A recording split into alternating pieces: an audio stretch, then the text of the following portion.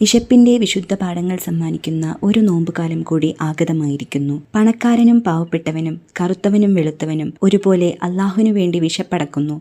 ഓരോ ഫർളിന് 70 ഫർളിന്റെ കൂലിയും ഓരോ സുന്നത്തിന് ഒരു ഫർളിന്റെ കൂലിയും ലഭിക്കുന്ന ഒരേ ഒരു മാസം.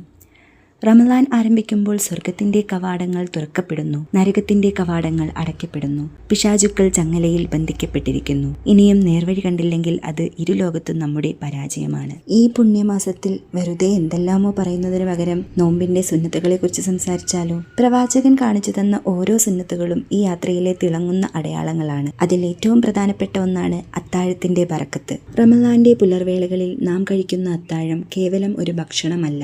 നബി സല്ലല്ലാഹു അലൈഹി വസല്ലമ പറഞ്ഞു, നിങ്ങൾ അത്താഴം കഴിക്കുക, തീർച്ചയായും അതിൽ ബറക്കത്തുണ്ട്. ഉറക്കത്തിന്റെ ആലസ്യത്തേക്കാൾ അള്ളാഹുവിന്റെ കൽപ്പനയ്ക്ക് മുൻഗണന നൽകുന്ന വിശ്വാസിയുടെ കരുത്താണത്. ഒരു ഈത്തപ്പഴം കൊണ്ടോ ഒരു തുള്ളി വെള്ളം കൊണ്ടോ ആണെങ്കിലും ആ സുന്നത്ത് നാം മുറുകെ പിടിക്കേണ്ടതുണ്ട്.